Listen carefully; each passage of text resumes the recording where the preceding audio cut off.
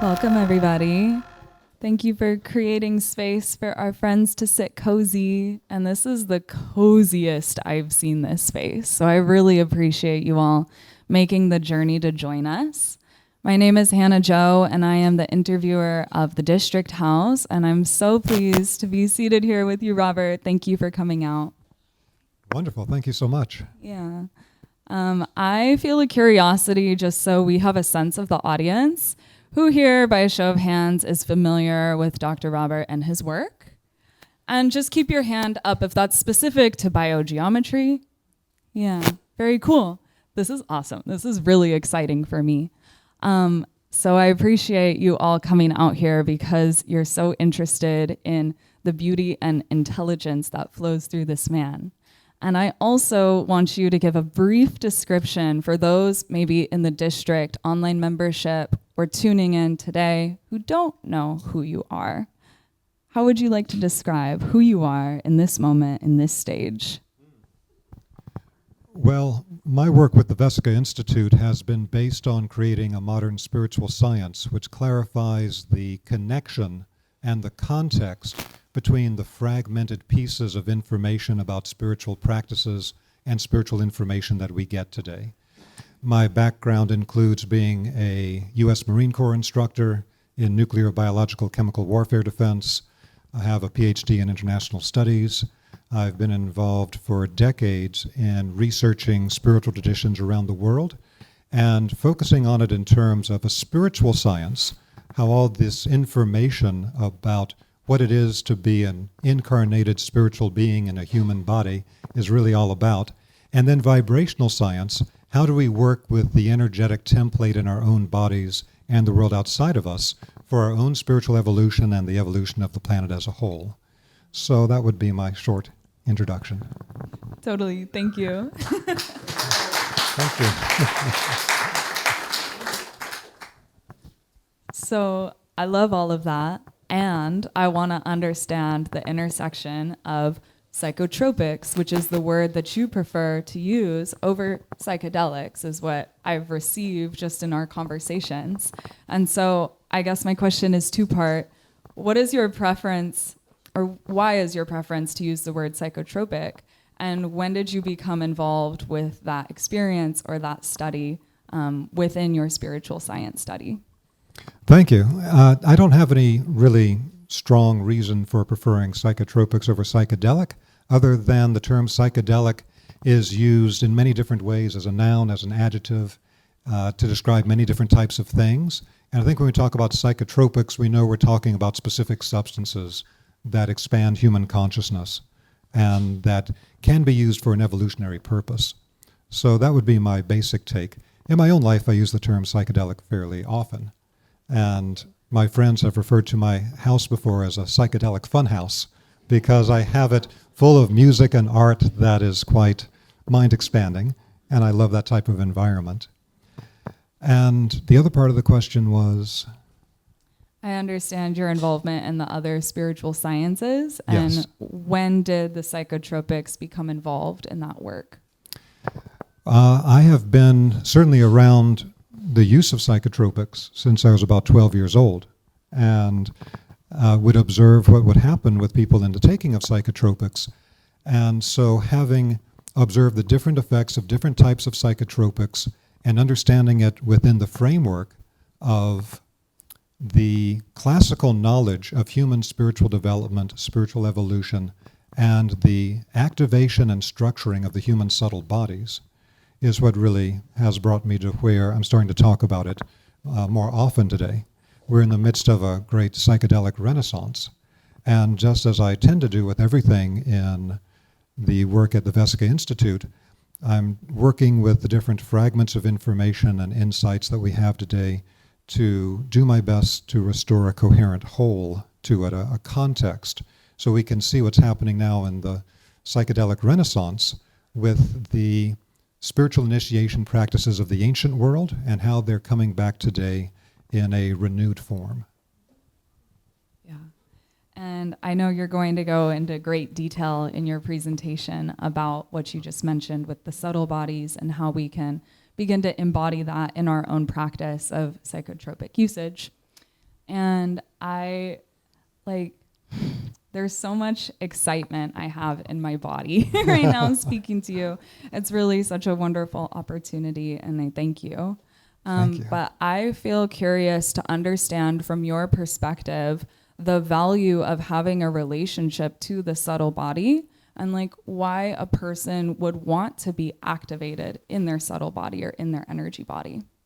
One of the great lost teachings of the great spiritual schools is that the key to spiritual evolution is to structure the subtle bodies into particular patterns that will survive the passage through the gate of death and that are part of the permanent evolution of a particular human being or spiritual being.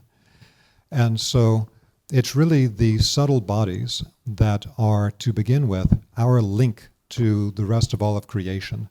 So the most common model today for the subtle bodies is the sevenfold model coming from the Theosophical Society, which was the first international society for the free sharing of spiritual information beginning in the late 1800s in the United States. Before that, there was no venue like that existed.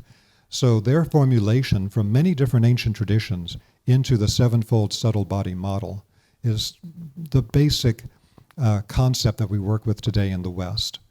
And so when we deal with the idea of the divine plane, the spiritual plane, the causal plane, the mental plane, the emotional plane, the vitality level of chi, ki, prana, ether, and then the physical plane, then we need to be aware that what we call the subtle bodies are nothing other than a detachment from each of these planes that we then individualize into what in India and the Himalayas would be called our sheaths that our spirit works through.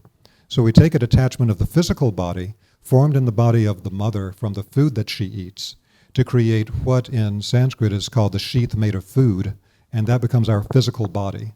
But we do the same thing from the etheric world in taking the life energy, the ambient life energy, the universal chi field that they talk about in Chinese metaphysics, and we make that into our etheric body. That's where you see in the old Egyptian tradition the ram-headed neter Khanum sitting at the potter's wheel and making this perfect form of a life energy body that will animate the physical body. But it's a detachment from the universal life energy. Same thing for the astral body, which we might consider to be the emotional body. That's a detachment from the astral plane. Then same thing for all the higher bodies. The mental, the causal, the spiritual, their detachment from these higher realms that we individualize to be our own structure. And then at the highest level, the divine plane is where everything becomes one and there is no separation. And so much of our lives is about the inner yearning to have that state of unity with another person, to return to that state of the one. And the mystery of human life is really that described by the European Rosicrucians, who describe the human race as the spirits of love and freedom. And so with love, we're able to reunite back to the divine plane, back into one, past our separate existence. And then with freedom, we can separate back out to be an independent being, make independent choices. And so it's always a delicate dance. How do we maintain our mental, emotional, etc. equilibrium while we're searching, yearning for that union, but also needing to explore our freedom? And so all of this is connected to the importance of the subtle bodies within us.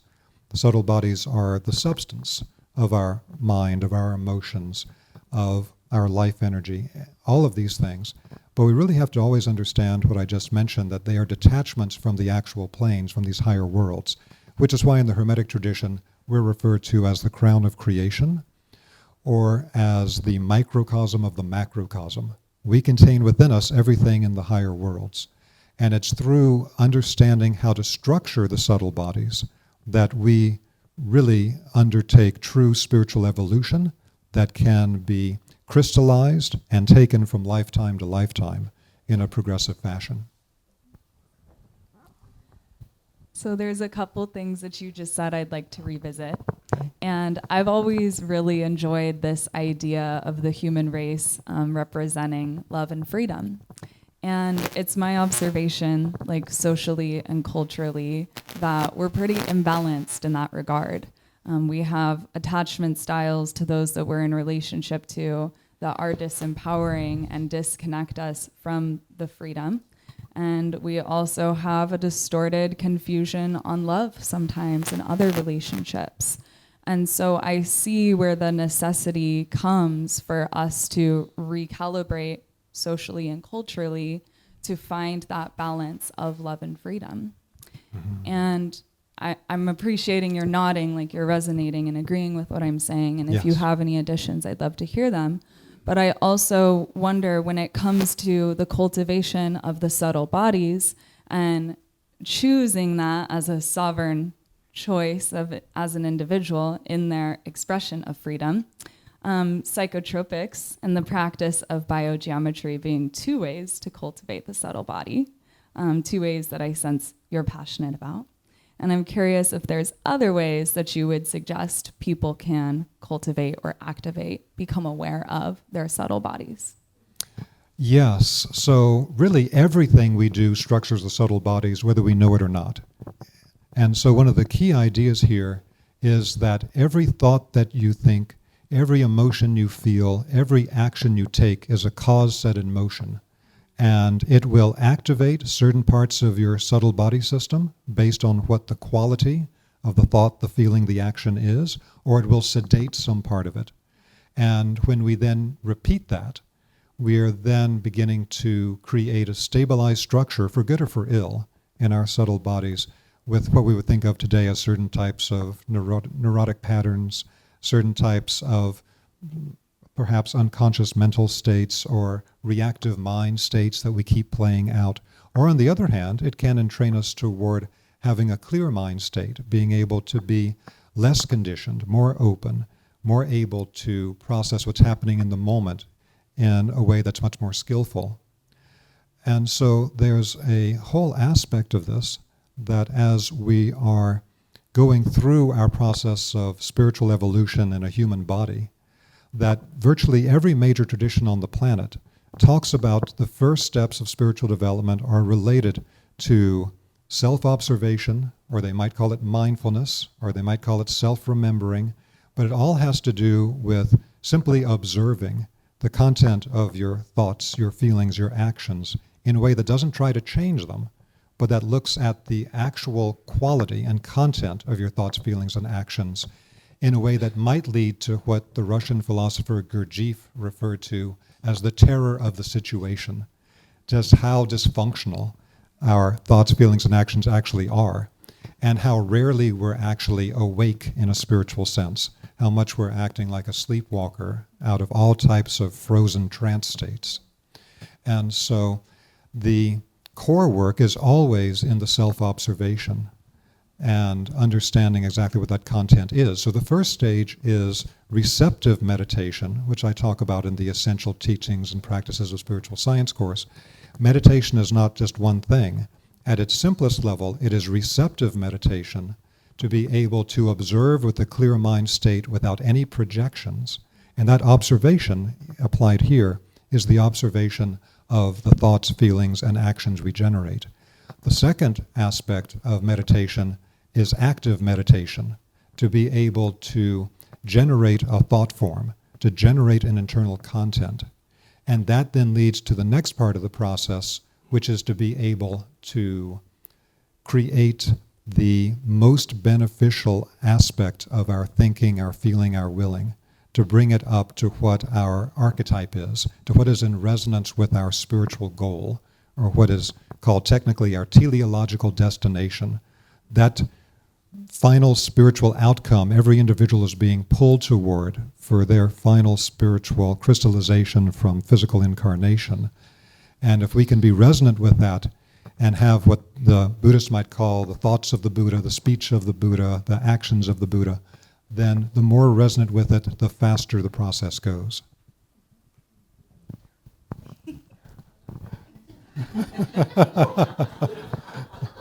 We're all receiving that.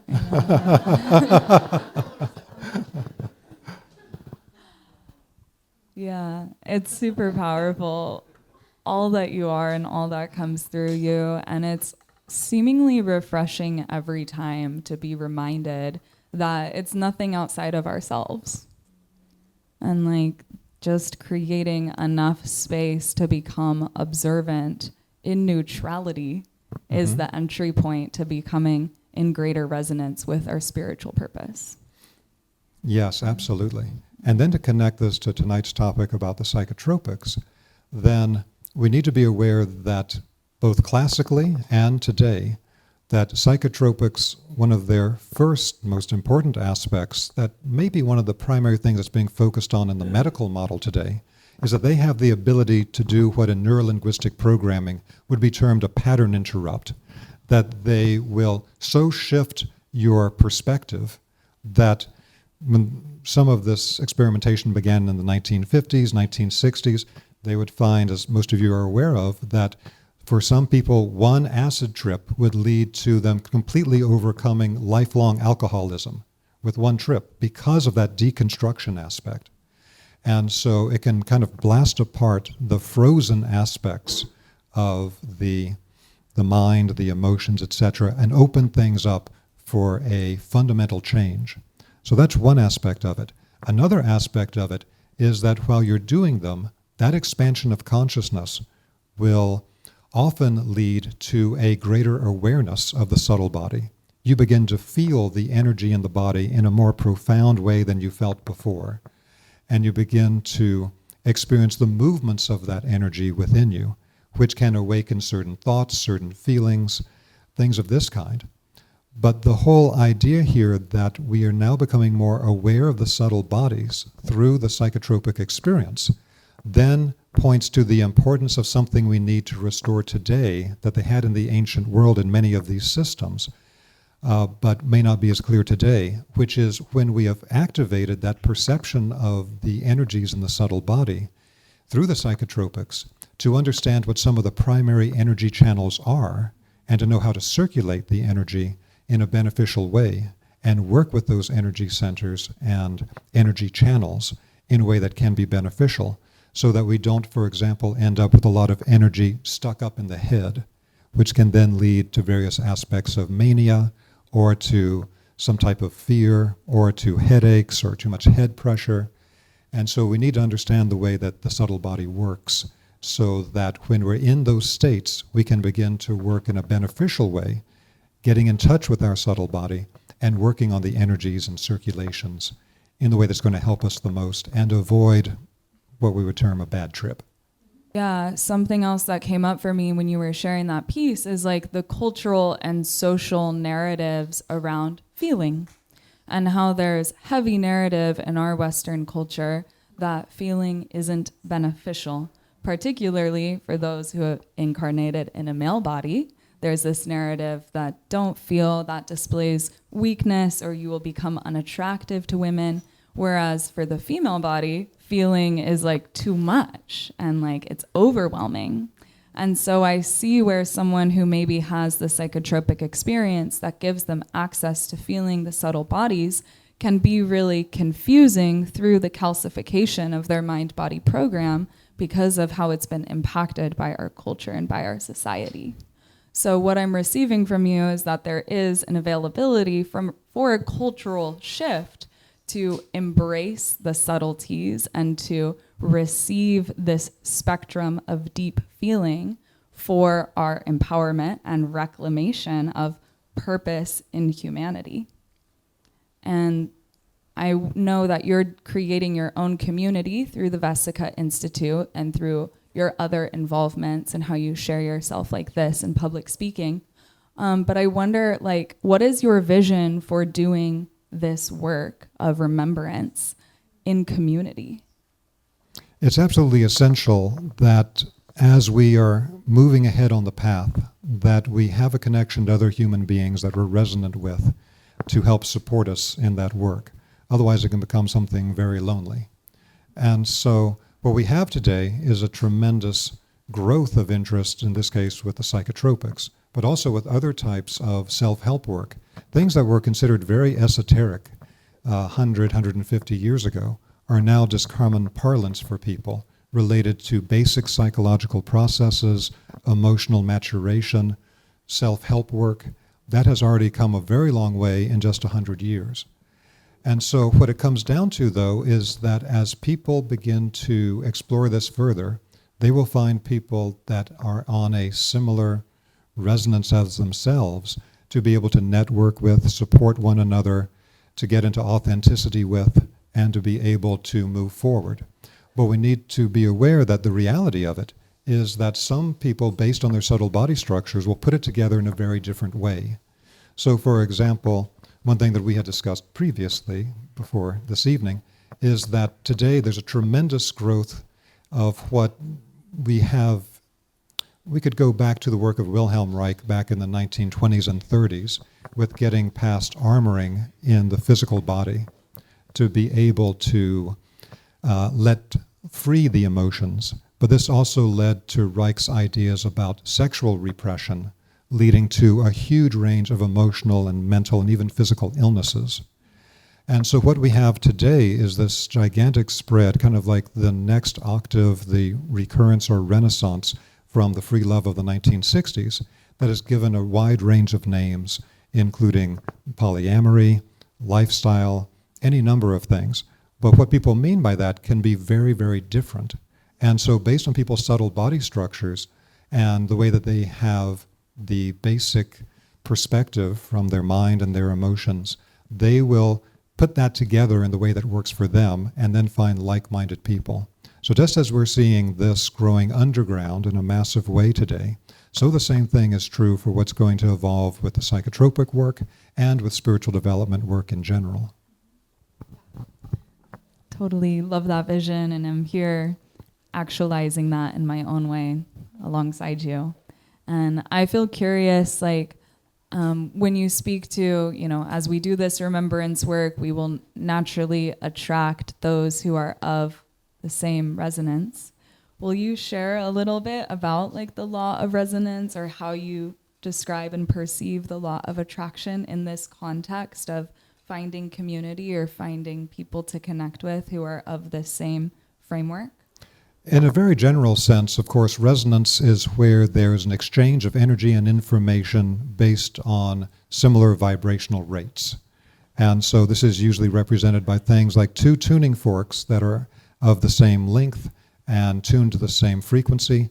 If you take one tuning fork and you strike it and it's vibrating and resonating, if you bring it close to a tuning fork of a different note or frequency, the second tuning fork won't react at all.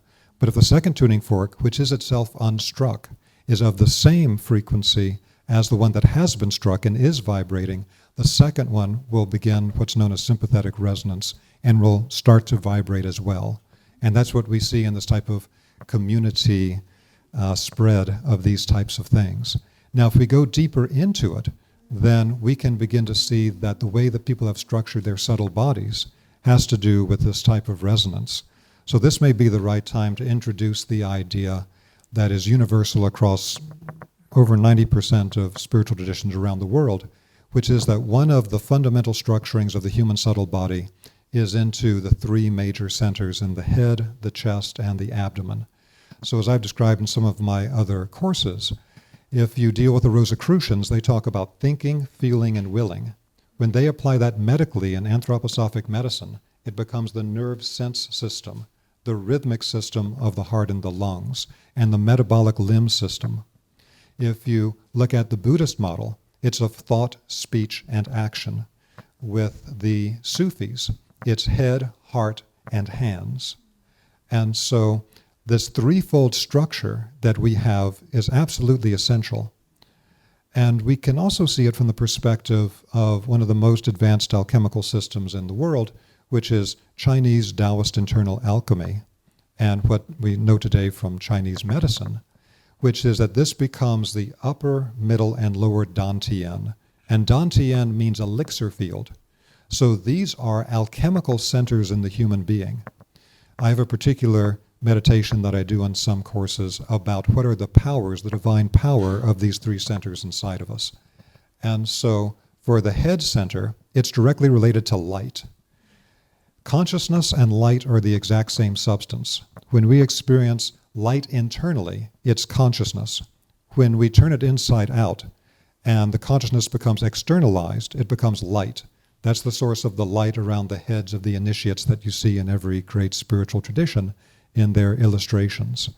So this is the center of light and of thinking, and not only of working inside the brain, but of opening up the very important central channel of the energy body going above the head and the multiple centers above the head, which is where we connect to non-physical realities, to spiritual beings, and to have the capacity to transmit what we can refer to as packed thought forms, which is where a tremendous amount of content can be transmitted in an instant, like when we talk about the transmission from an Eastern master to a student. And it is these centers above the head that can transmit or receive the packed thought forms. Then the middle dantian, the middle elixir field, holds the balance between the upper and the lower. If we had one word for it, it would be love. And this is related to the rhythmic power, the pulsation that actually gives life and provides a balancing for the entire body of energy, which is the pulsation of the lungs with the breathing rhythm and for the heart's pulsation. But this is the moral compass in the human being. Without the heart being open, it's impossible not only to have a correct balance in our personal lives and our interactions with other people, but it's actually impossible to develop higher levels of clairvoyance. Because you can activate the centers in the head and they can be very, very powerful, but they are very cold unless they are connected to the powers of the heart. This is what Rudolf Steiner talks about as the etherization of the blood. When the heart truly opens up energetically, there's an etheric power in the blood that gets released with a rose light that rises up from the heart, enters into the third eye tunnel, and activates the glands inside of the cave of Brahma, which is the third ventricle of the brain. It activates the pineal and pituitary glands. And so the heart is absolutely essential for that higher vision, as well as simply having equilibrium in our emotional and general life in the world. Then the lower dantian, if it had one word, it would be life. It is the source of all life energy, all life forces that not only keep the body alive and vital, but they're also the motive forces that allow us to accomplish anything in the world, which is why, for example, the Sufis talk about head, heart, and hands. It's this that activates the limbs to take action and for us to be able to transform the world in what in biogeometry and many other traditions we talk about as the new golden age. How do we literally work to transform the world to a new golden age? Not as a metaphor, but since that golden energy is an actual real vibration that we can work with and cultivate as taught in biogeometry, we can literally create a new golden age. Now, these powers of the lower abdomen are extremely important, and they are what are linked to what in Chinese internal alchemy and Chinese medicine is called the Jing. The Jing is the most dense part of the core life force. The Jing is expressed after puberty through sexual energy and the sexual fluids in the body. And so this then leads to things like Wilhelm Reich's work, which then led to everything we think of today having to do with mind-body therapies. Of the sexual energy becomes a barometer for the level of vital energy, but it must be integrated with the heart and the mind to become something that's fully integrated with the individuality of the person and moving them toward the final destination. So understanding about these three particular centers, the way that we have activated them, because people will tend to be more heavy in one of these than the other. Some people are much heavier in the head, some are much more in the heart, some are much more in the will center. That's a very simple beginning analysis. From there, it can get much more involved. But one thing that we need to do, and that the psychotropics are involved with, is to be able to alchemically merge the powers of all three. So all these energy centers must be activated and must be merged together. But based on what of these centers are active, or which ones have been merged and working together, that will tend to be an invisible arbiter of what people we feel in resonance with that have a similar activation of the subtle body. Yeah, you can clap. Yeah, so something I want to add to my comment earlier about the cultural and social narratives of feeling is there's also a heaviness around sexuality and a disallowance of that culturally and socially. And so it seems, in addition to what you've described, like we are to all become curious about our own relationship to our will energy centers, or the lower dantian, to reclaim our vital life force and to bring that into balance with the mind and with the heart. And so I'm seeing the complexity to the golden age coming fully online, and I also have a deep knowing that it is available for us to anchor, and we are all here because we're interested in that, and we're doing what we can to bring that into real life now. So I super appreciate chatting with you, and I want to give ample space for your presentation that you're going to offer us. Is there anything else you would like to speak to now before getting into that? No, I think that was a good launching point to go straight into the material. Thank you. Yeah, I would agree. So Robert is going to give us a presentation, and then I'm going to come back to share a couple more questions and just recap on what you offered us. And then I'm going to inquire with the audience if there's any questions as well. So if things come up for you, save them for the end, and we'll open to audience Q&A. I'll see you then. Wonderful, thank you. One thing I'd like to start with is that today when we look at psychotropics, it's heavily influenced by what is the spirit or mindset of the age, which is looking at it in terms of chemical substances and what particular areas of the brain are being activated, lock and key mechanisms of chemicals into receptors, these types of things. That's a very powerful form of analysis. It's a very helpful form of analysis. But we need to understand that in the ancient world, they understood the effects of these substances in other frameworks, such as in a shamanic framework, opening up the consciousness to direct communication with non-physical worlds. Now, there's also the aspect of this where the activation through the psychotropics is connected to, in a sense, bringing back a state of the subtle bodies that is something that humanity had a tremendously long time ago. And that is a time when the etheric life body extruded further outside of the physical body than it does today. When the etheric life body extruded further outside of the physical body than it did today, this led to an effortless form of clairvoyance, so that the ancient documents, the oldest documents in the world, they talk about spiritual beings like they're right in front of you, like you're seeing them immediately. It's not some abstract matter of belief or faith, like, oh yes, they exist, but you can't see them. No, they could see them. They can interact with them. The whole thing shamanic work developed from was holding on to the previous states and training people to have it at a time the rest of humanity was losing that capacity. And this is something that led to the great advantage of our being able to develop logical linear thinking, because the contraction allowed us to begin to contract the greater field of consciousness around the head into the physical brain, and to be able to have logical linear thought and scientific thinking as we have it today. But what was linked to that was the loss of the old clairvoyance and the expanded awareness that we had before.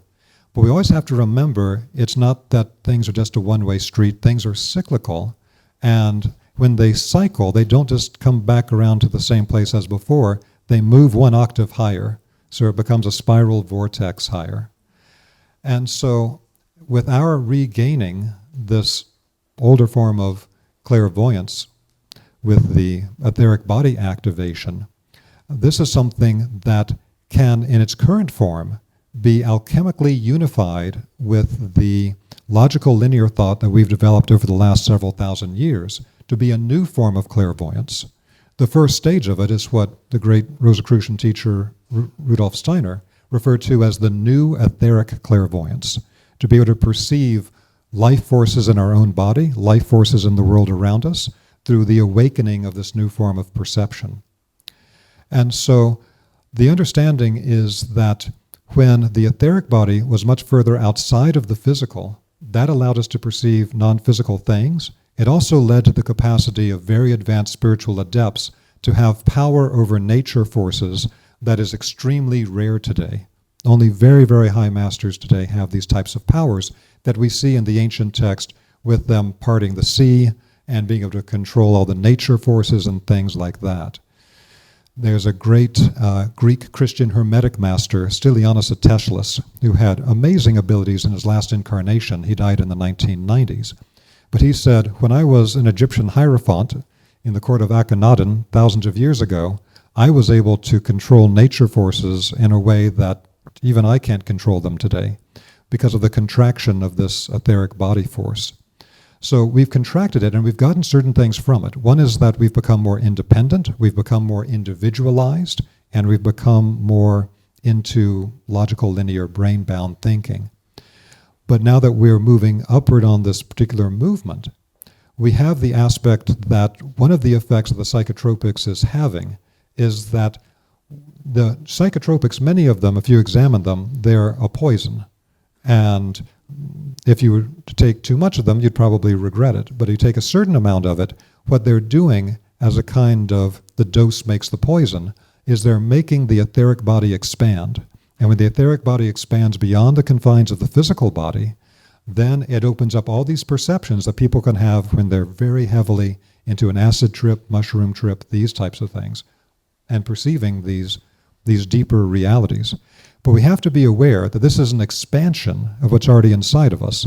When it's expanding the etheric body that's already in us, the fact that then after the experience, when the drug wears off and everything contracts, it's like a rubber band snapping back. And then for the next 2 days, you might feel kind of dull-witted or tired, or you just need to hang out because you don't have that level of vibrancy. But for a while, you bought yourself 8 to 14 hours of intense electrical activity throughout your body and brain, where you're able to make insights that you wouldn't have had otherwise. So with this particular activation of the subtle bodies, it's also related to how much people have done preparatory work to prepare their subtle bodies for expansion. So in the ancient world, there would be years and years of preparation in many cases before people did the most advanced practices, or in some cases perhaps before they did some of these substances. In other traditions, they would give the substances almost immediately to expose you to another world. It really depended on what the pathway was. But the thing is that, let's talk about, for example, the model of the chakras from the Hindu tradition. Now, for most people in the world today, the chakras are not fully active, and their form, not being fully activated, is somewhat misshapen. And so when you then apply psychotropics to it, and you are basically juicing up the whole system, then your perception is going to be governed by how correctly formed and active the chakras were before you took the activating substance. So some of what people see as far as what are not true perceptions of spiritual realities, but rather hallucinations, have to do with the misshapen quality of the chakras as they become organs of perception, because every chakra is an organ of spiritual perception. And so as they get opened, again, you're going to see clearly or not clearly based on how they've been developed. Now, this was also something, if I could use a metaphor of recent spiritual development. In the 1960s and 70s, we had many Eastern teachers come to the United States, to Europe, and begin to offer teachings. So particularly Himalayan methods, which were very powerful. However, they taught, for example, Kundalini awakening methods in an ashram over a period of many years after there had been a sufficient purification and preparation of the chakras and the subtle energy channels through Hatha Yoga, Raja Yoga, and many other systems, so that when the Kundalini was activated, it would go through Sushumna to the crown center and lead to a proper activation. What happens if that preparatory work hasn't been done, the blockages in the subtle energy channels leads to what's called a diverted rising. Then you have a tremendous amount of high voltage energy rising in the body but going into the wrong channel. And that led to many people developing Kundalini sickness. So the Kundalini sickness leads to various types of hallucinatory states, manic states, depression, tremendous pain and heat in the head, things of this kind.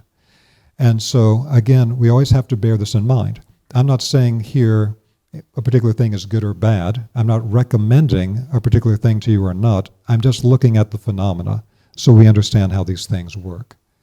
So the antidote to this, after this happened in the 60s and 70s, is that some of the deeper knowledge of the Chinese internal alchemy that had not been made public ever before, very deep knowledge, in the 1980s began to be released to the public. And one of the first things they released was the method of connecting the energy that goes up the spine, the governing vessel, to the energy that goes up the front channel of the body, the conception vessel.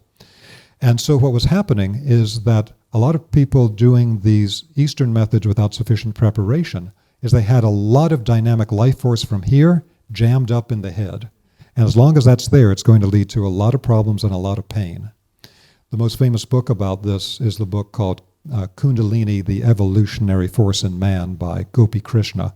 He was an Indian who suffered from Kundalini sickness for many years himself. And so with the teachings coming from the Chinese Taoist, they taught that as the energy comes up the back, and I'll throw in a quick thing here from the inner temple teachings of the Egyptian temples, energy comes up the spine, it goes to the jade pillow where the spine inserts into the back of the head, and then it comes back over the head, and that's the movement of the shepherd's crook, or the staff, that you would see in the ancient Egyptian mysteries. It's coming up, then it's moving over, and then it comes out to here, and where the staff comes out like this is the uraeus, where it's coming out of the frontal part of a higher third eye center. And so what happens is it then continues down to the upper palate. So what was known to the Taoist, but not taught with most of the Indian teachers coming to the West, is that simply by touching the tip of the tongue to the roof of the mouth, you could let the energy that has come up the spine go down the tongue, and it will then run down the conception vessel, down the front of the body, and you then create what in Taoist internal alchemy is called the microcosmic orbit, to be able to circulate this energy. We're not taking questions at this time, we'll take questions at the end. And so this movement of the energy into a complete cycle is something that I wanted to mention here as something that is actually very useful for any person that does any energetic practices, and particularly with psychotropic use. Because you can find sometimes, particularly with certain substances we'll talk about in just a moment, that you can get a lot of energy jammed up in the head. If we understand human energy anatomy, you cannot safely store dynamic life energy in the head. It's not constructed for it.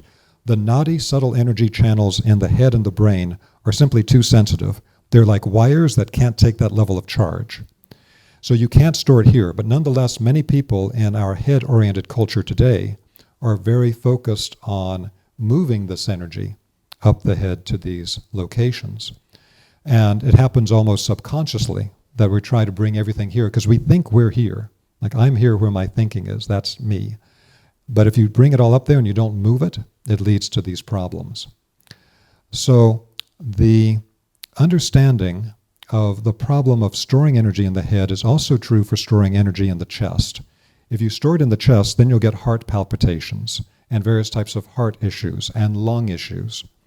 And so the only safe place, and this is well understood and taught in Chinese Taoist internal alchemy, is in the lower abdomen. Because the lower abdomen, as we talked about a moment ago, is the source of the life energy. And it's a type of alchemical chamber that can hold tremendously powerful vital forces. We should be aware that when we received all the vitality and nourishment from our mother in the womb, we received it through the umbilical cord. The umbilical cord does not connect into the third eye. It doesn't connect into the heart. It connects into the lower abdomen, because that's where we can store and use that energy safely.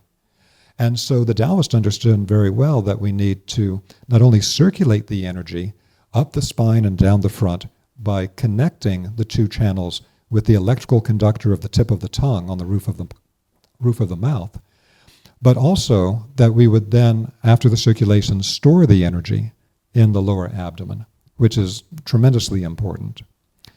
So this is to provide, again, some more context around the idea that in addition to having the deconstruction of the rigid mental and emotional perspective processes when we take the psychotropics, it also activates our experience of the internal energies in the body and the ability to work with them. So I find many times that I would do, let's say, a seminar with people, and I'm telling them about these internal energies, and I'm showing them very basic ways to get in touch with them and move them. And many times I'd have people come back to me at a later time and say, you know, when you first taught it to me, I understood it intellectually, but then I was off with my friends tripping the other day, and I actually felt it. And I found that I could do what you were talking about, which is simply a classical method, which is that the mind leads the energy. If you put your attention where the energy is in the body, and you then move the mind, the energy will follow the mind. So you can circulate the energy through any parts of the body by simply having the mind lead the energy. So working with these energies then in the lower abdomen, this is the safe place where we can store dynamic vital energy. Now, as I mentioned a moment ago, it's also very important to understand that we are a type of triune being where we have the light, the love, the life, the thinking, feeling, the willing, upper, middle, and lower elixir fields. And because they're elixir fields, every one of them has their own nectar, as they would say in the Himalayas, their own quality. But when we merge them together, they become something much, much more powerful. It's like when we move from soul cultivation in spiritual work, where we're just doing our own meditations and developing our own mind and energy on our own, and we then move to what's known as dual cultivation. In dual cultivation, we're now joining that with another person, and that supercharges the system. If it's a person of sufficient resonance with your system and the right vibration, it can lead to tremendous alchemical benefits. And that was always understood in the ancient world, soul cultivation and then dual cultivation. Now, when we're looking at these different energy centers, there are ways to start combining them together. So, for example, when we activate the head center and we activate the heart center, we need to link them together in such a way that it's like the heart is seeing through the third eye. And so literally, the heart sees through the physical eyes, through the third eye, and also the warmth of the heart needs to warm the thinking. That's what leads from the type of very cold, penetrating, sharp, manipulative clairvoyance to a type of warm, loving, beneficial clairvoyance. Again, without the aetherization of the blood and that warmth, this can become very powerful, but is very manipulative. So the same thing is true when we add in the powers of the lower abdomen. Lower abdomen with the dynamic life forces. Now, the challenge of this is that, of course, this is directly linked to the sexual energies, because there is no difference between sexual energy and core life energy. But when you live in a culture that has all types of neurotic processes around sexuality, and then when people began to explore it, there's always a pendulum swing. However far it's been pulled one way, off the center, it will, with its own momentum, go just as far the other way. So it's often the people that grew up in the most repressive religions or environments that then go the wildest off the charts when they start to explore their sexuality later, when they abandon all that. It's a mechanism. It's a simple pendulum swing. But we have to be able to engage with that dynamic life force. And so the linking together of these three centers is something that I think can be very important. So one thing that I want to offer to you as a potential model or a concept for those of you doing your own exploration with psychotropic substances, which is a lot of people today, what I'm about to tell you is not a medical prescription, and it is not even a recommendation. It's like something, you understand it and you make your own choice. So we can see that certain types of substances will activate the different dantian. So when someone does particularly a lot of LSD, but also certain strains of mushrooms, they'll get a tremendous expansion of the energy in the upper dantian. I've had many friends say to me in the past when they were like tripping really hard, they'd say, I'm just a big head at this point. They're not moving around, they're not going anywhere, they're just a giant head. They're pure consciousness, they're all over the place, they may be taken off to another system somewhere, but they're not really in the body. And so you get this huge expansion of the upper field, the head field, and the consciousness becomes very, very strong. And if it's properly used, it could be used to circulate the energy in the body more fully. It could be used for accessing information and experiences in realms beyond the physical realm, all these types of things.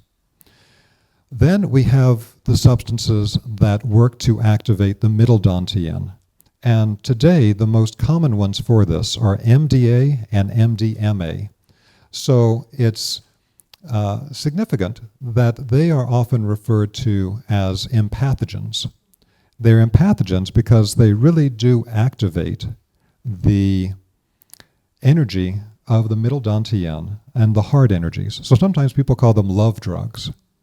So one of the things that's very remarkable that you can experience, for example, on MDA, in the Rosicrucian spiritual science, there's an understanding that etheric life energy has 4 qualities to it. There's the warmth ether, which is literally experienced in our bodies as warmth in the body. There's the light ether, which is connected to light. There's the chemical ether that's connected to watery substance. And there's the life ether that's connected to the life force inside solid substance.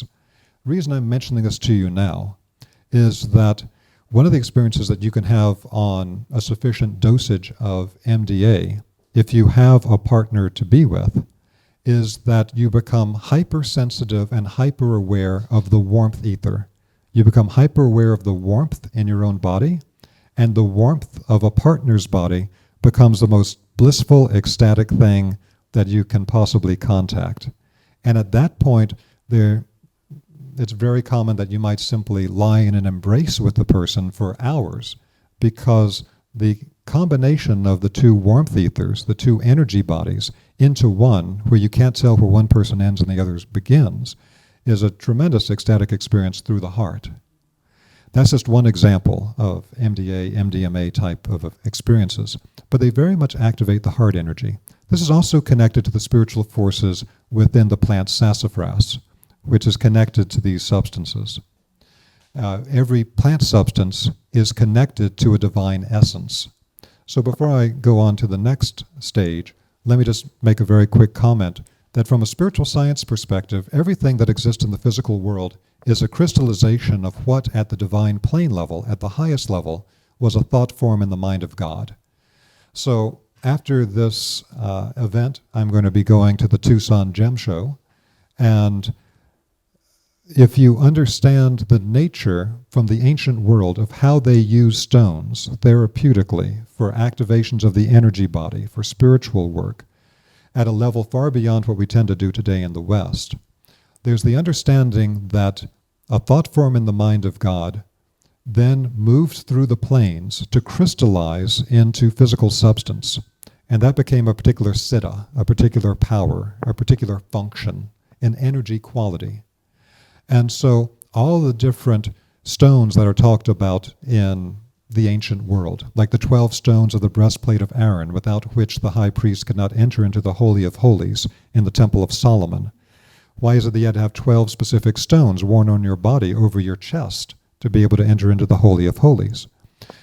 Every one of these stones then becomes a literal crystallization into physical matter of a divine power.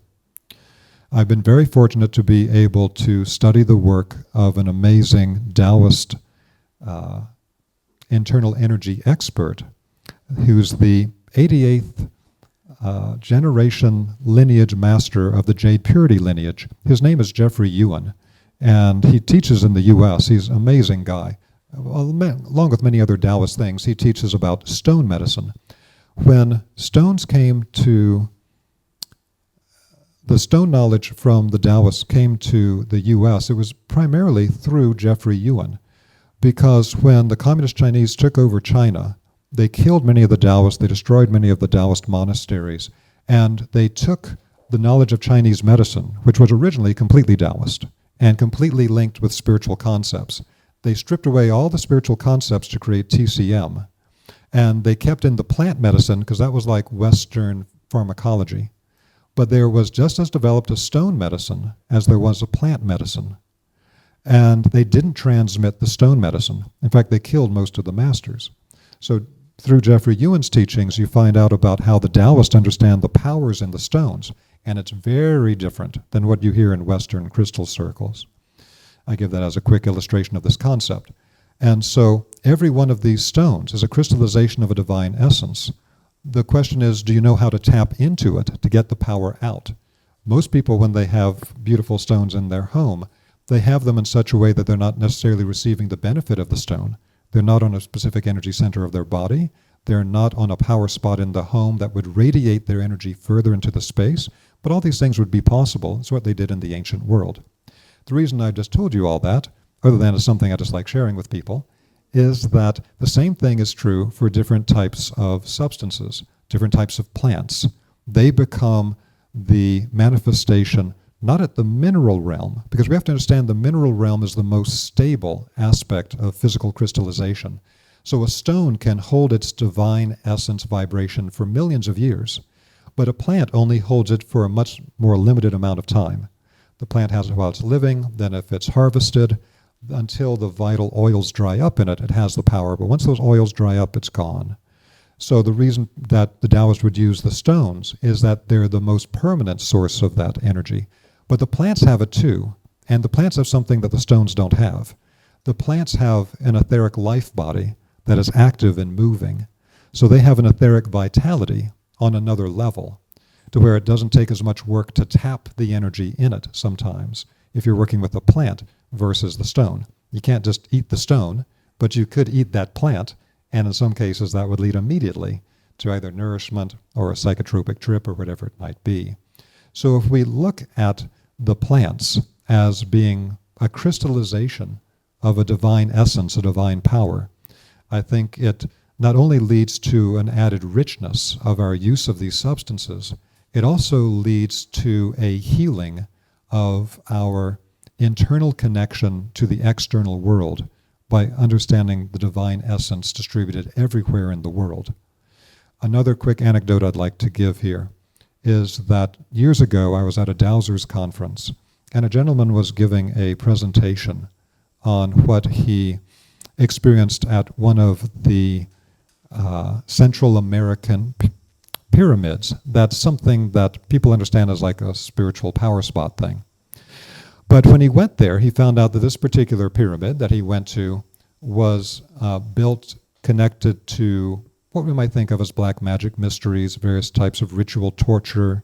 The bones of murdered children were ground up and added to the mortar of this particular pyramid.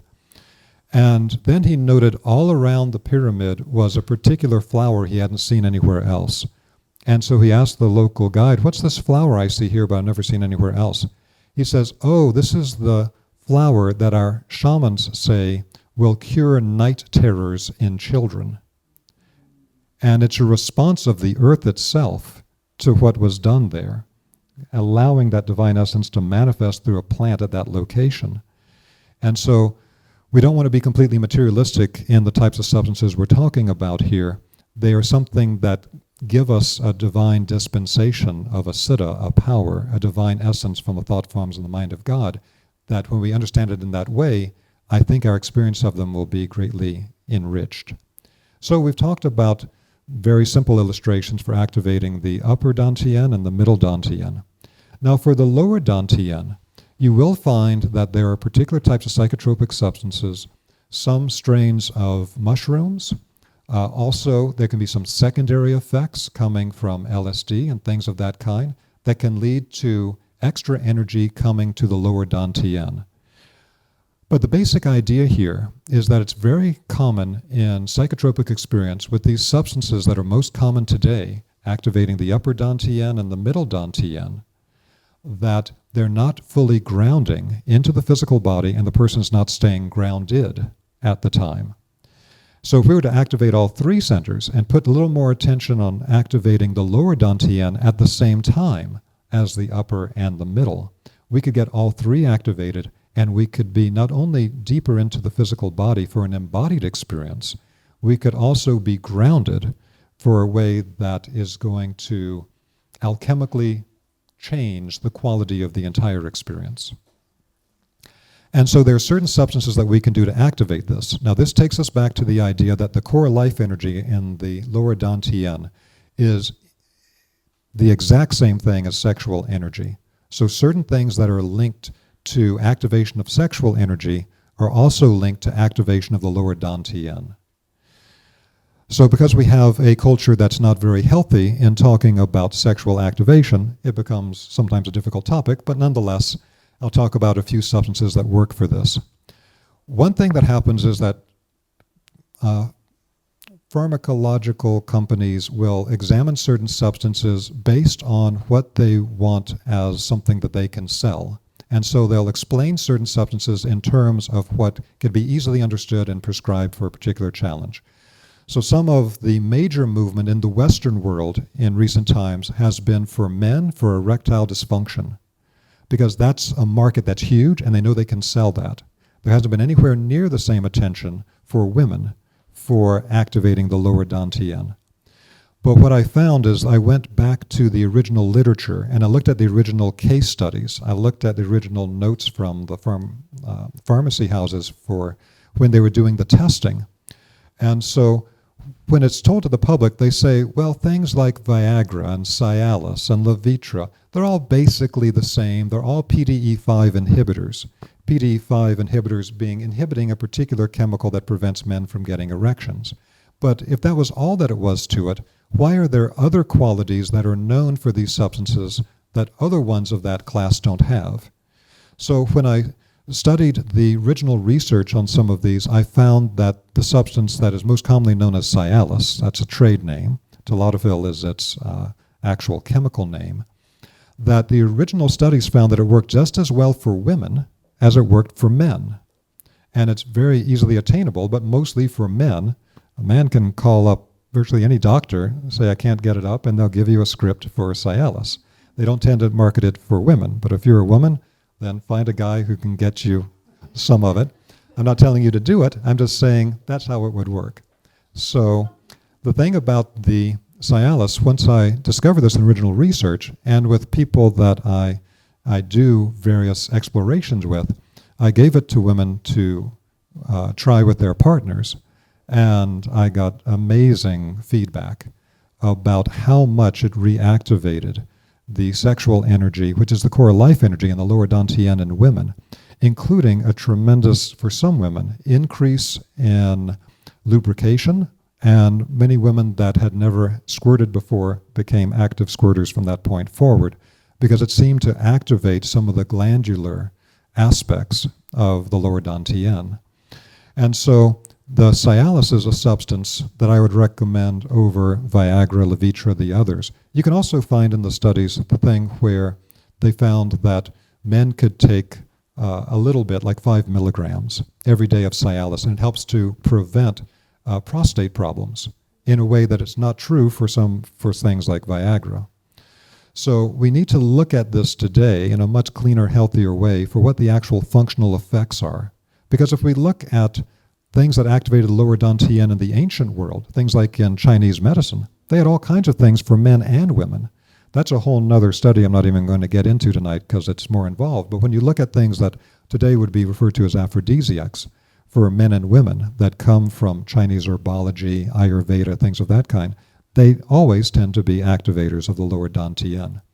There's another substance that's very interesting that not as many people have heard about as have heard about things like Cialis. And that is something called apomorphin. Apomorphin, basically the end of it is like morphine, and the front of it is APO, apomorphin. And apomorphin is chemically related to opiates, but it's so chemically altered that it's not addictive, it doesn't give you any opiate effects, like it doesn't give you any pain relief or anything like that. There's no opiate effects, and if you were to take a bunch of it and get a drug test the next day, there would be no sign of opiate taking. So it's different enough from opiates that it works differently in the body. So it was found, I think somewhat accidentally, that it activated sexual centers in the human brain. And after they found that out, they began to market it to people, to men, for not erectile dysfunction specifically, but for performance anxiety, because it activated these centers in the brain.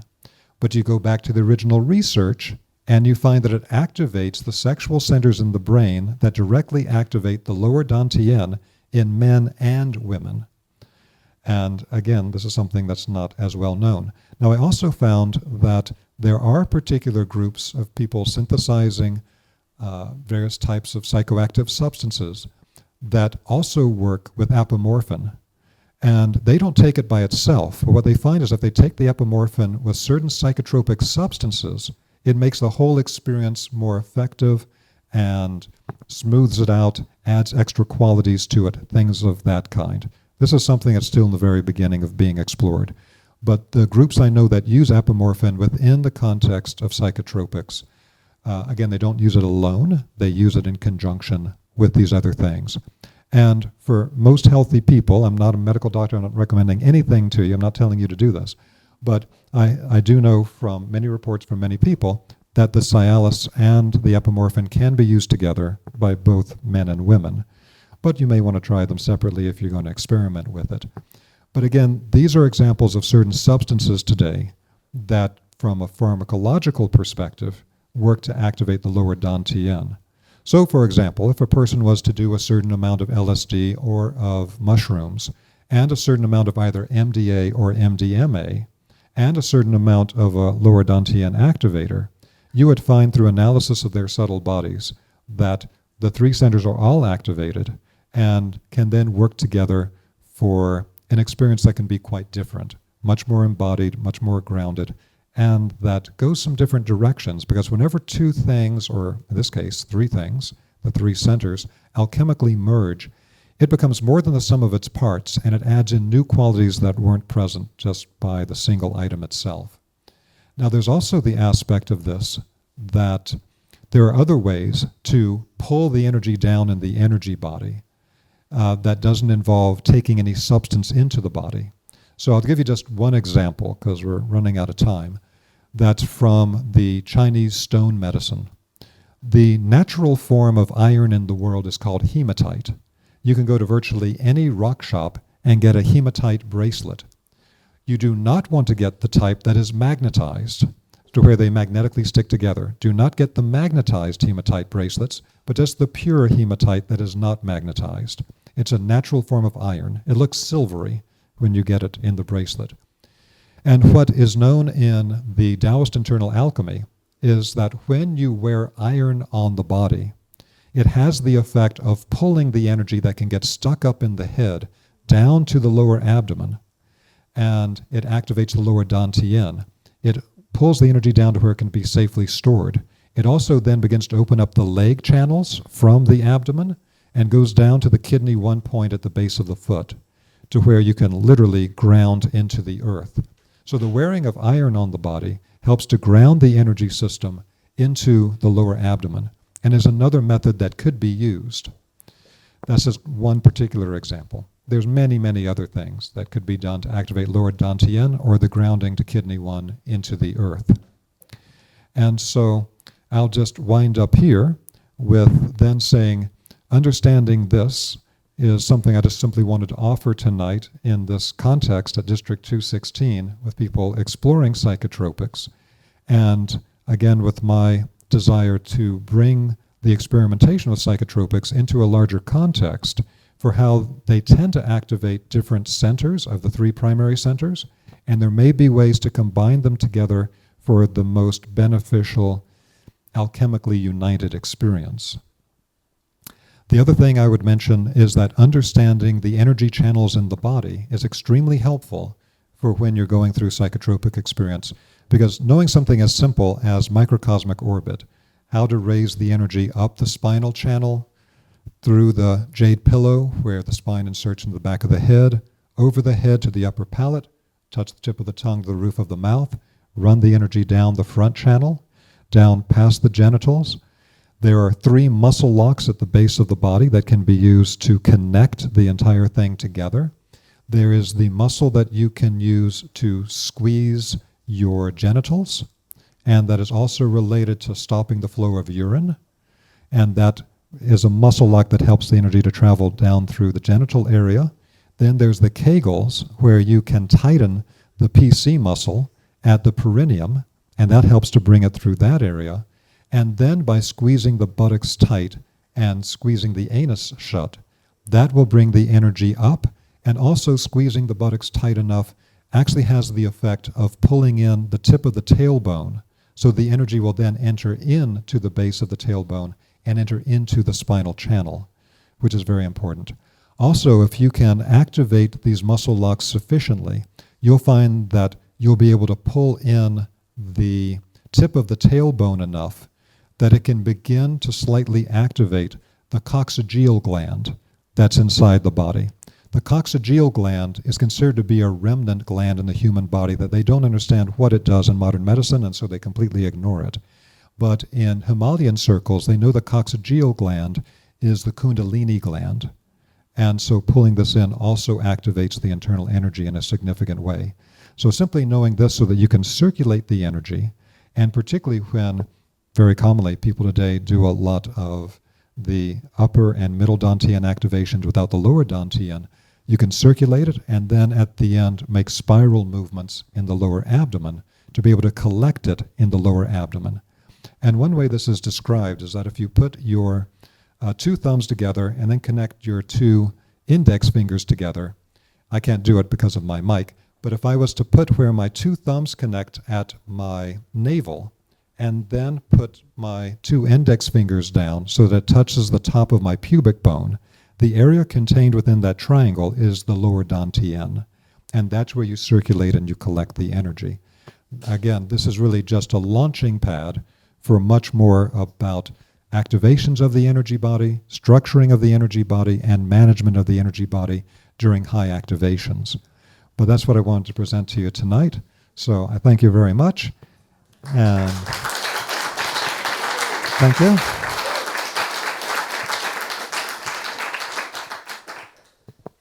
And I'll turn it back over to you. Thank you. Thank you for that awesome journey into those 3 segments where we can understand ourselves and how to make the most out of a psychotropic experience, or just make the most out of being an embodied human experience.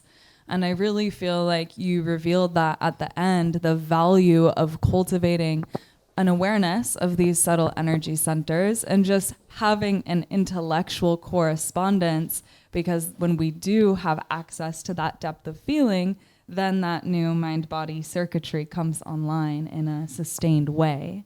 And so again, I was reminded, it's not about the psychotropic, it's about me and my depth of feeling and connectivity.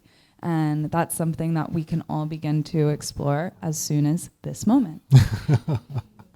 So I appreciate that so much. Thank you, Robert. And I want to open up to the audience for questions. I will be bringing you the mic. Paxton will be bringing you the mic. And we use the mic because we have an online audience. So consider that. Thank you. Question, I guess it has 2 parts. One interesting concern, I don't know if you're familiar with the work of Dan Winter. So electrical physics engineer studying spirituality and subtle bodies, mentioned that possibly the use of psychotropics expands the aura unevenly and could open up holes in the aura, which would be a concern. I'm guessing that would probably happen more with someone who's got lopsided, funky chakras. And so, 2 questions come out of that. One would be how to know and prevent that, or, is there too much of a risk? Obviously, because that's a big price to pay. And what would be the most effective energy practice within that type of a tripping environment? I'm guessing it might be the microcosmic orbit, or you have something else to suggest. Thank you. Yes, so one aspect of the psychotropic use leading to an expansion of the energy body that is not even is what we talked about with the fact that the chakras are not necessarily fully activated and balanced to begin with, and also that not all 3 major centers are activated at the same time. So again, that's where people just become like a big head or whatever it is in the midst of the experience. It's not a complete system. There's a particular practice that I taught in the Gaia Sacred Geometry series that some of you have seen that is the toroidal circulation. And that is bringing the energy up the central channel of the body, from down in the earth, between the legs, into the perineum, through the central channel of the body, out of the crown, above the head, and then it goes to all directions around us, falling like a sphere, back to the point beneath the feet, and continues to circulate. Then We can reverse the direction, and we can actually do both directions from below to above and above to below simultaneously. Whenever you create two opposite movements in energetic space passing through each other, it creates a 0-point effect, and it opens up a gate to a higher energy and higher realities. So these particular energy circulations are a method to start circulating the energy through the entire system that creates a spherical bubble around the body. Now, that's the reason that this exact same practice is also used by Chinese medical Qigong healers to protect their energy body before they work on sick people, because it's an effective energetic field. Certainly it has an electromagnetic aspect, and many of the electromagnetic aspects, just like the electromagnetic torus around the heart, can be shown with electromagnetic equipment, but also has etheric energy components that are quite significant. So that's one practice that I would point to as a way to become conscious of this. Now, what you'll find as you're practicing the toroidal circulation is that it's very common that we tend to project our awareness forward much more than we project it backwards. That's just because we have all of our sensory things here. Our eyes are looking forward. So it's very common if you examine someone's energy field when they first start doing the toroidal circulation, it's squashed in the back and it's expanded in the front. So one thing to do to help to balance that is simply to put as much attention behind you as in front of you and use the visualization with the mind leading the energy that it's a perfectly balanced sphere that you're inside of within the toroidal circulation. So that's related to the issue of the unbalanced effect. To go further than that would get very involved. I will mention something about the holes in the aura. One aspect related to punching holes in the aura is when there's certain forms of inebriation that open up holes that things can enter into.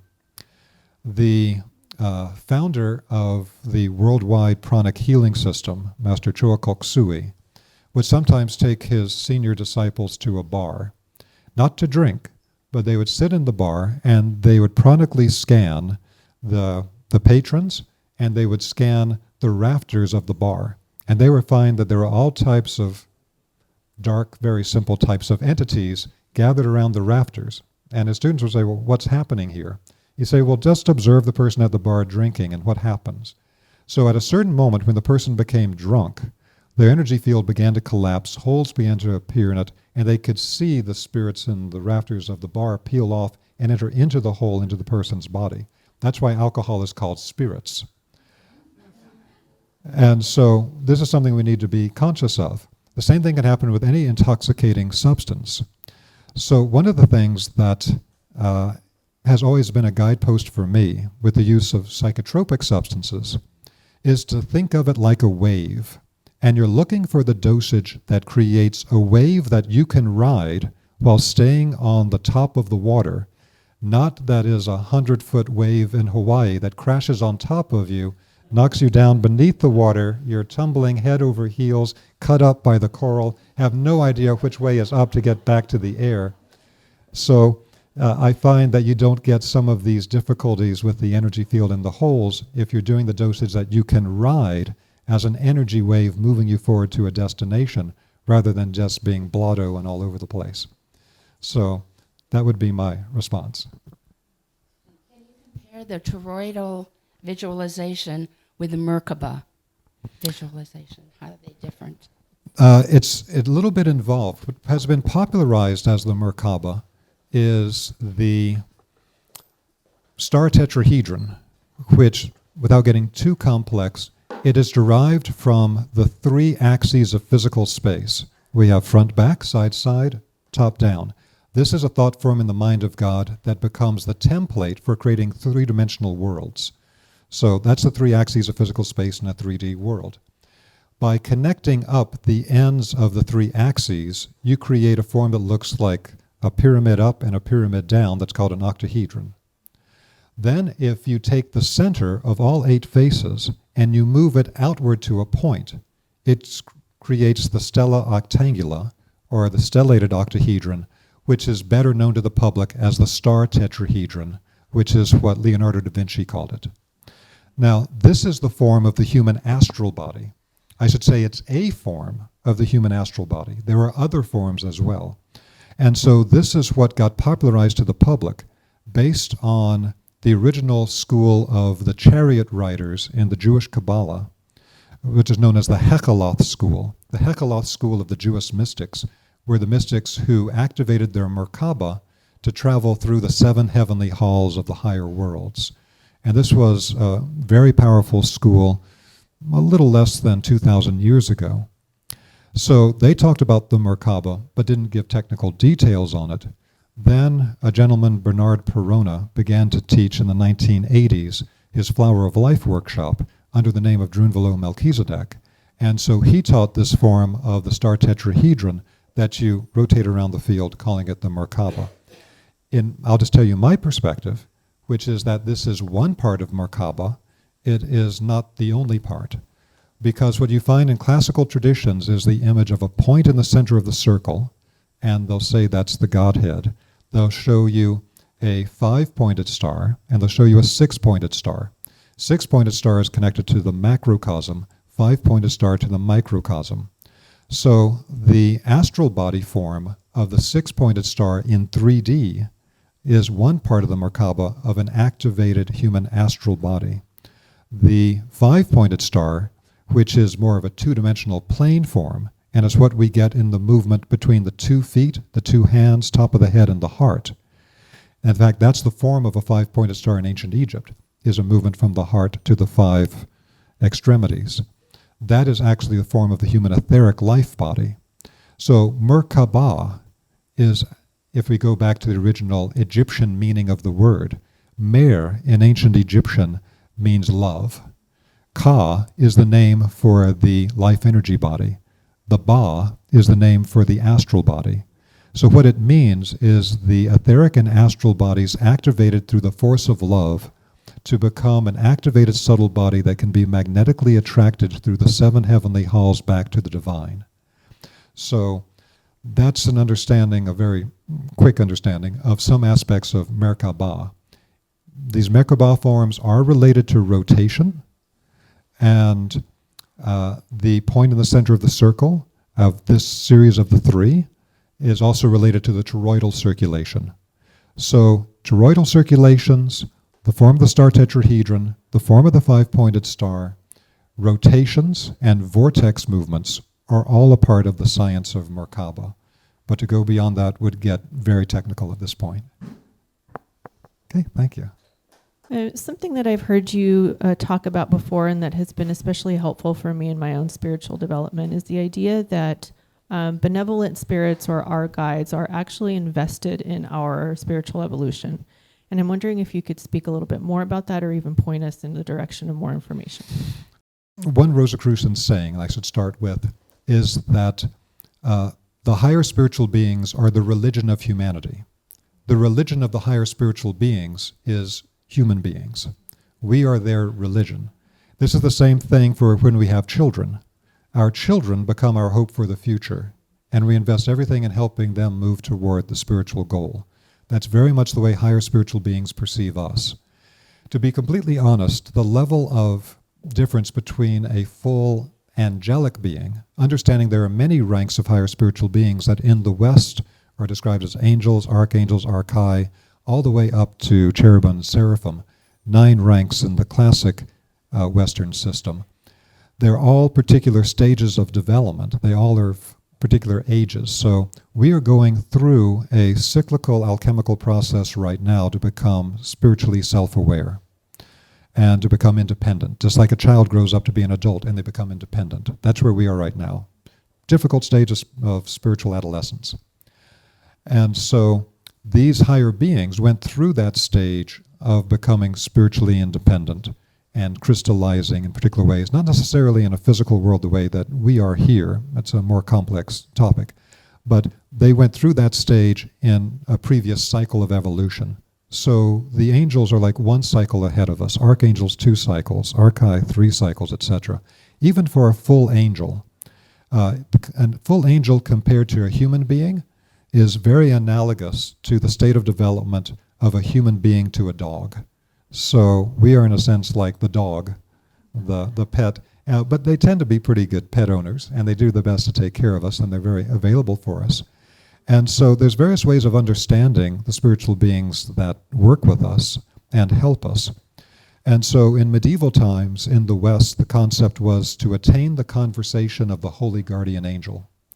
And so there's particular practices for this. And at this point, I can't go into full practices, but I can mention a particular imagination that may be helpful. So we have our consciousness center here, our emotional center here, and our life force center here. The guardian angel connects to us shifted one level up. So its consciousness interpenetrates the first chakra above the head, which is the first center where we can receive packed thought forms.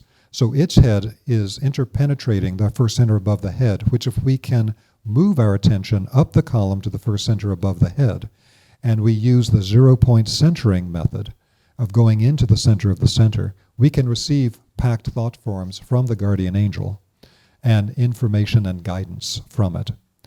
The heart of the guardian angel, so to speak, is interpenetrating our heads, and its heart forces are warming our thinking. And its life forces, one stage down, then is interpenetrating with our heart forces and giving vitality and energy to our heart forces. So these beings are always with us. The guardian angel is the one that is the closest to us, but we can have teams of beings far beyond that. Particularly, people will tend to have teams of beings related to, if they had initiation in a past lifetime, there's a certain group of beings that are connected to them high up the column based on the links they made at that time. And so I'll just leave it at that for the moment. It's a wonderful topic, but we need to be aware of this, and it's very important that people develop their consciousness to be able to achieve what was called in medieval times the conversation of the holy guardian angel, and also the information, the inspirations coming from higher beings. What will happen if we have not sufficiently opened our consciousness to receive this in a fully conscious way is that the beings have to send the impulse into our will forces. And what happens then is that people do things but don't actually know why. So I used to live in Asheville, North Carolina. It was a kind of spiritual center. Many people would come there from all kinds of strange places. And you'd ask people, why did you move here? And they would say, I don't know why I moved here, but I knew I had to. That's the type of example I'm talking about of it goes into your will forces, but it's not completely clear in the mind.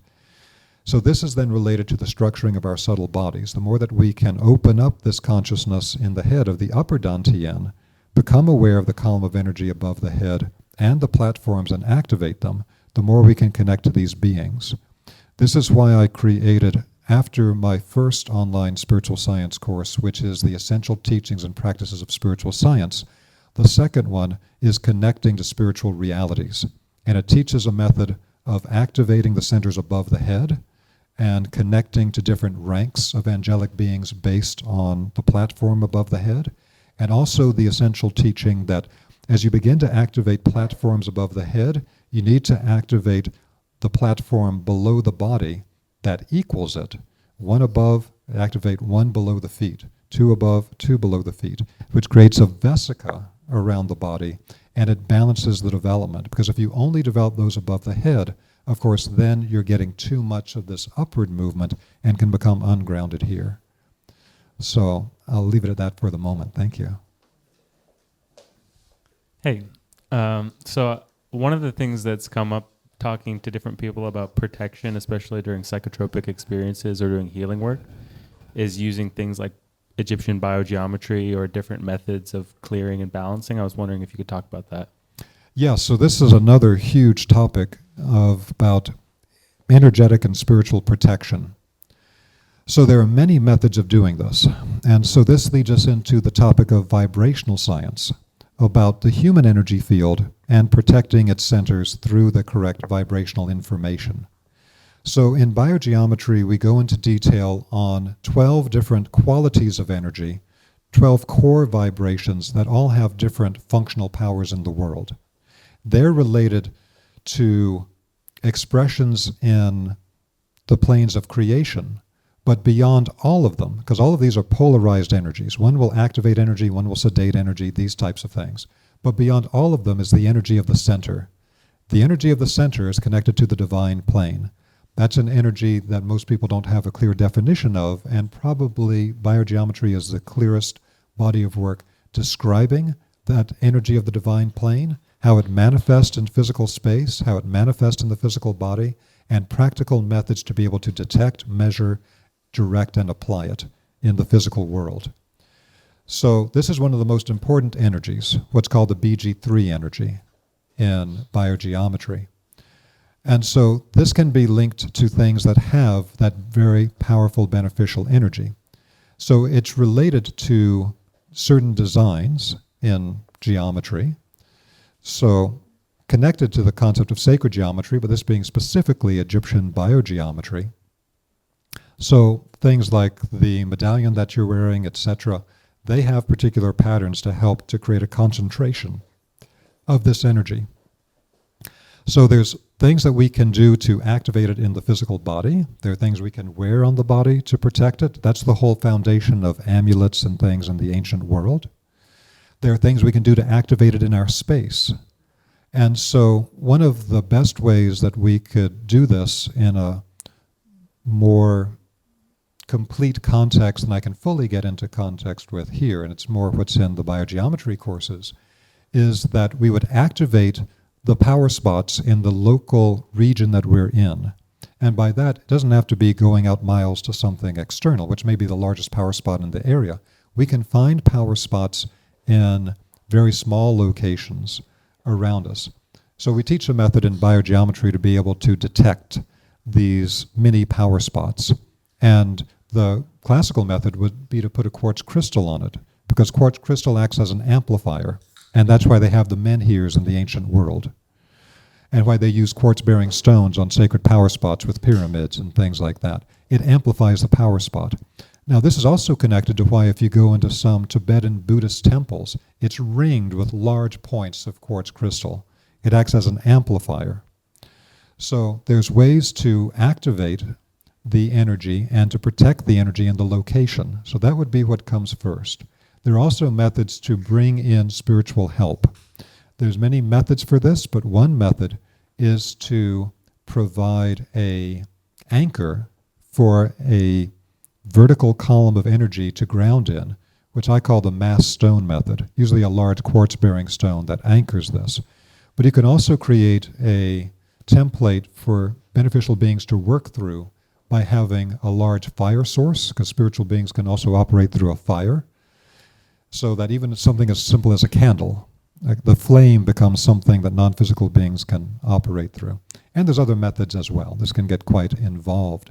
So making sure that the space is properly worked on, making sure that the person is prepared, the body is physically clean, you haven't consumed tamasic, heavy, unclean food really recently, which the system would have to struggle with when you increase its vibration with the psychotropics.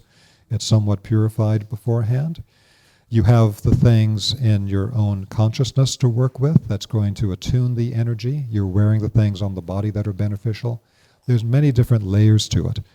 But this is also connected to where every human being has this divine energy in every chakra and every acupuncture point of the body. We also manifest it through our entire energy field. Anytime we do sincere blessing or prayer, we create a very strong concentration of it in our field, which is why classically people who were in spiritual trouble were told to pray without ceasing, because during the act of true prayer, you are connecting to the divine plane, and that energy will protect and fill out the entire energy field. That's probably all I can say right now, because then we start to get into very technical information. What do you think dictates the cyclical nature of the expansion and contraction of the etheric body? I believe that is connected to the core mechanism of all life, which Wilhelm Reich described as the core pulsation. He looked at very fundamental biological life forms like paramecium, and if you look at his studies from the 20s and 30s, he looked at the way that even inorganic life can begin to become organic life through adding in a pulsation. Basically, whenever we are manifesting something on the physical plane, that oneness of the divine plane has to split into two. and that too will become various types of polarized forces. One way that the principle of polarized forces making possible life energy and movement from one pole to another in a cycle is through inhalation, exhalation, expansion, contraction. You see it all through biological life. And so the fundamental aspect of our own energy centers is directly related to expansion, contraction, to the pulsation of the heart, expansion, contraction, the lungs breathing in and breathing out, expansion, contraction. It also then becomes part of the biorhythms in the human body.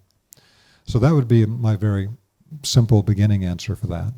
Thinking through this and having Eastern philosophy background and Yes. going to the 4 yugas and the cyclical nature of consciousness in the yugas and their timeline associated with it, and now knowing that the precession of Earth and the time that it takes to go around our galactic center is in line with the yuga calendar, what it seems to me, because we're actually getting closer to our galactic center now, and that's the increase in our rotational speed around our sun, which is essentially what dictates the energetic capacity of our solar system.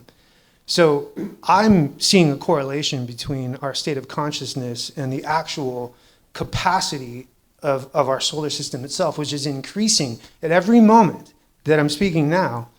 And when you apply the inverse square law to this, it's non-linear in fashion as well. So as we're getting closer, the increase in the potential for the complexity of consciousness is exponentially expanding. So I would absolutely agree that when you look at something like the cycle of the yugas, it's also working on these polar aspects, ages of darkness, ages of light, and pulsation between poles, and movements of celestial bodies in cyclical formats. So yes, I believe all this is very deeply intertwined. We haven't gone into here with cosmological references, but particularly when you deal with the Eastern traditions and the depth of knowledge in things like the Himalayan tradition, it's extremely profound. So thank you. You hinted at the experience of the upper chakras opening and connecting with other beings. So my question is, what would be your experiences of an expanded state equal or beyond taking any kind of a psychotropic substance by doing it naturally, possibly with one of your meditations, and which of your courses might encapsulate some of that teaching that you could recommend? Particularly one of the most fundamental things here is the 0-point centering practice, where we can put our attention on any energy center in the human body. This is something that has connections to the Kriya tradition, other aspects of the Himalayan and Asian tradition, as well as Western traditions. But whenever you have an energy center, you can use your awareness to go into the center of the center of the center of the center of that thing. And so that's true for your third eye center, it's true for your heart center, it's true for the lower dantian. It could even be acupuncture points in the body, with the understanding that every acupuncture point, every chakra, is a receptacle, a grail cup for a particular divine essence. And learning to move our attention into the center of the center of the center is also moving from the physical level into the etheric, the astral, the mental, the causal, the spiritual, and then the absolute center is the divine. And that's where it then links to the Egyptian biogeometry, which also has very useful practical methods, because it's all about activating the energy of the center and that divine energy that we can access through the center.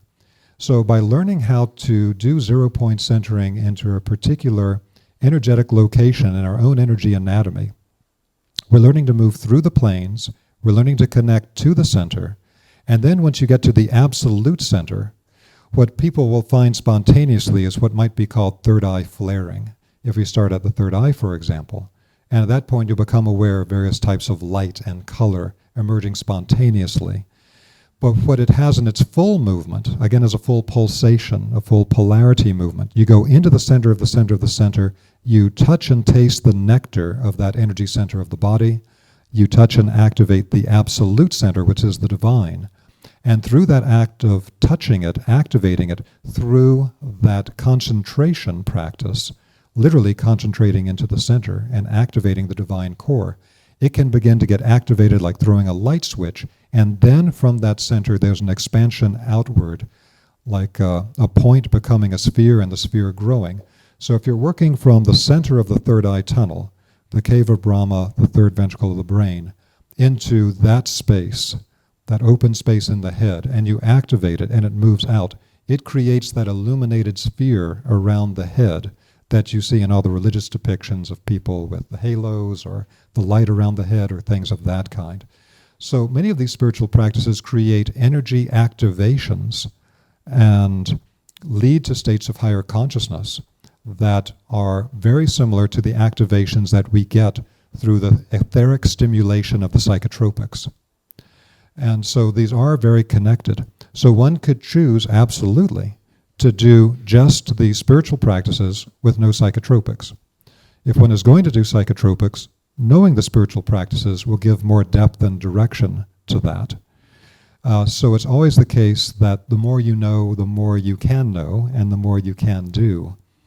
And so I'd probably leave it at that. Again, there's so many things that you could potentially do for activating the human energy system. And again, my basic perspective is that we tend to talk a lot today about healing, and healing is very important, but healing is not the end in itself.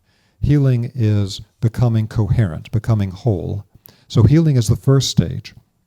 When you've become somewhat coherent, you can then move to the next stage, which is activation, where you're activating the energy centers. But many people activate their energy centers tremendously during psychotropic experiences, but they don't hold on to it. Because the next stage has got to be the stage of integrating the experience and of stabilizing the experience. That's one reason why, for example, in Taoism, they would give a particular Taoist herbal formula to people going through meditative experiences. That's called Biplurum and Dragon Bone formula. It's a particular set of herbs and actual mastodon bones because it gives stability. But the Biplurum and Dragon Bone formula is something that would then help to stabilize their whole structure while they're doing this. So again, there's a lot of technical detail of how different traditions go about it, but healing, activation, integration, stabilization. And we are going to need to wind up before too long. Did we want to do something with the people that are online? Let me peep the online. Stand by. So Alex Moore is asking, what energy bodies are commonly activated through DMT? Can this substance be useful in ways similar to LSD or psilocybin? DMT is really fascinating. DMT, you'll often find that when people do DMT, they lose their orientation in space. And they can literally not know which end is up physically. It's like turning all around. And it's a very strong activation of the upper dantian, but really leading out of the head, again, to where you start to lose physical reference. Now, what I would actually recommend is to take a look at the interviews that I have on YouTube that were conducted by the Oxford University Psychedelic Society. They did 2 interviews with myself and another fellow who runs the Qualia Institute for Psychedelic Research. And what he gave in these presentations, particularly in one of the 2 presentations, was his mapping of DMT experience. And it's absolutely fascinating because he was able to identify, according to dosage, the doors you go through and the key experiences people have based on dosage at every stage of DMT experience, which was totally fascinating. And so then when it came to be my part of it, I showed him there was a direct correlation between the stages he found through empirical study of the DMT experience and the movement through the 7 planes that we know from esoteric work. Because in a sense, the movement through the planes going deeper and deeper with the increased amounts of dosage were being mirrored in what people were describing.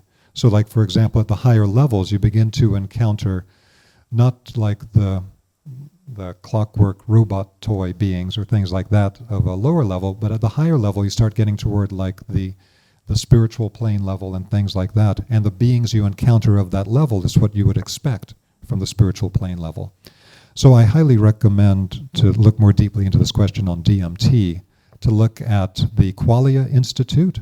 I believe it's QUALIA online, my friend that runs that, and to the interviews with the two of us from the Oxford Psychedelic Society on YouTube. Amazing. Thank you. Yes. And thank you, audience, for your wonderful questions. It's really been a joy and an honor to sit with you and share this conversation. So thank you. And I hope there to be a next time.